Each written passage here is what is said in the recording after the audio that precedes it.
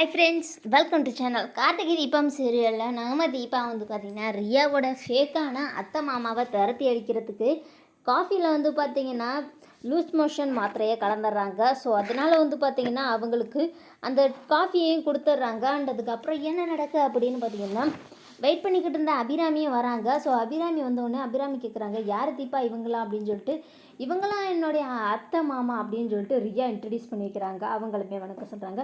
சரி, இவங்க இப்போ இங்கே எதுக்காக வந்திருக்காங்க, நீங்கள் வந்து டார்ச்சர் பண்ணுறது பத்தாதா அப்படின்னு சொல்லி கேட்குறாங்க.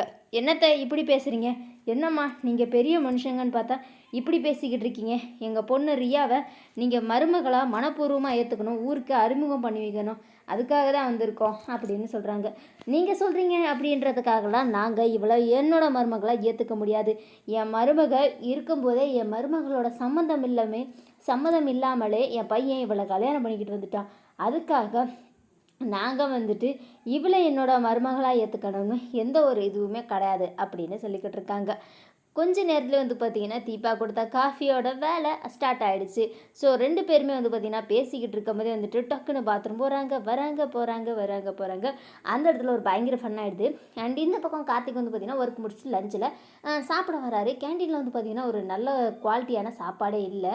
இந்த சாப்பாடெல்லாம் எப்படி சாப்பிட்றதுன்னு சொல்லிட்டு அங்கே இருக்கிறவங்கள்ட்ட கேட்குறாங்க. அவங்க எல்லாருமே சொல்கிறாங்க, என்ன சார் பண்ணுறது, இதை தான் நாங்கள்லாம் சாப்பிட்றோம், போக போக பழகிருச்சு எங்களுக்கு அப்படின்னு சொல்கிறாங்க. டென்ஷனான கார்த்திக் வந்து பார்த்திங்கன்னா மேனேஜர் கூப்பிட்டு பயங்கரமாக சத்தம் போடுறாரு. மேனேஜர் சொல்கிறாரு, இதோ பாரு கார்த்தி, நீ ஒன்றும் இங்கே ஓனர் கிடையாது சரியா, நீ சாதாரண லேபர். இவங்களுக்கெல்லாம் என்ன சாப்பாடோ அதுதான் உனக்கும், சாப்பிட்டு பேசாமல் இங்கேருந்து கிளம்பு, போகிற வழியை பாரு அப்படின்னு சொல்கிறாங்க. பயங்கரமாக டென்ஷனான கார்த்திக் என்ன சொல்கிறாருன்னா, இதோ பார், நான் வேணா வெறும் லேபராக இருக்கலாம், ஆனால் இங்கே எல்லா கேள்விகளையும் கேட்குறதுக்கு எனக்கு உரிமை இருக்குது.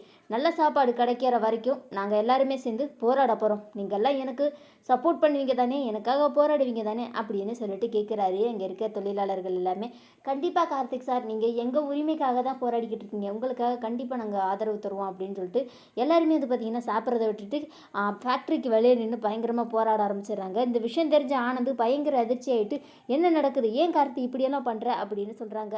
பயங்கர இன்ட்ரெஸ்டாக போயிட்டுருக்கு கார்த்திகை.